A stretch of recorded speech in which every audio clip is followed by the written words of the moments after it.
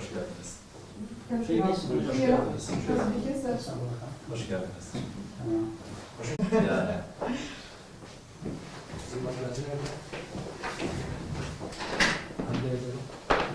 Evet, nereden? Öyle mi? Ben yenileyim. Ha, siz yeriniz. Nereden? Şey nereden? Antalya'dayım şurada. Öyle mi? Orada mı? Ha. Ruslar Kemer. Hoş geldiniz. Almanya'da yaşıyor. Erkek kardeşim Side'de çalışıyor. Arada bir Bakara söylesin. ذلك الكتاب لا ريب فيه هدى للمتقين الذين يؤمنون بالغيب ويقيمون الصلاة ومما رزقناهم ينفقون أولئك على هدى من ربهم وأولئك هم المفلحون. Federasyon olarak kendimizi böyle deklar ediyoruz.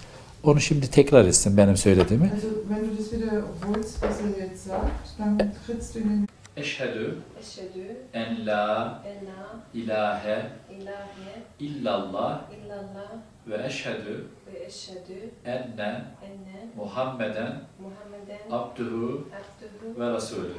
diesem Gebiet, was du jetzt vorhin ausgesprochen hast, wenn du das aussprichst, wird in Gottes Namen alle Sünden von dir vergeben. Bundan sonra artık kendisi bilir yaşantısını. Zählen deine Sünden für dich. Şimdi bu Beten, sabah güneş doğmadan önce, bevor die Sonne aufgeht, öğlen tam güneş Mittag, ortadayken, wo die Sonne ikindi tam böyle eğim içerisinde, wo die Sonne akşam geht güneş battıktan hemen und wenn die sonra, Sonne untergeht. ondan 1,5 saat sonra kadar da karanlık iyice basınca da yine yatsı namazı dediğimiz 5 vakit namaz farz. Dann ist diese Gebet Sonra kitaplara yani einige Bücher, ilahi kitaplara, religiöse Kur'an, Bücher, İncil, öldükten sonra und nachdem wir gestorben yeniden sind, dirilip dass wir hayatımızın unser Leben, was wir güzelliğine jetzt göre leben, cennet, wenn wir gut leben, dünyadayken yaptığımız iyiliğin, hayrın, güzelliğin, ibadetin soweit wir karşılığını cennet olarak Allah'tan bekleriz. was wir auch machen, unsere Sünden und unser Allah, Allahu Ekber, Allahu Ekber. La ilahe illallah. Öyle. Allah ismiyle yaşasın.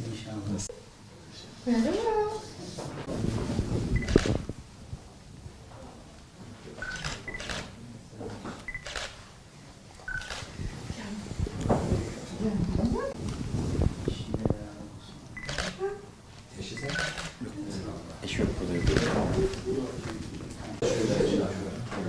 Hayırlı olsun.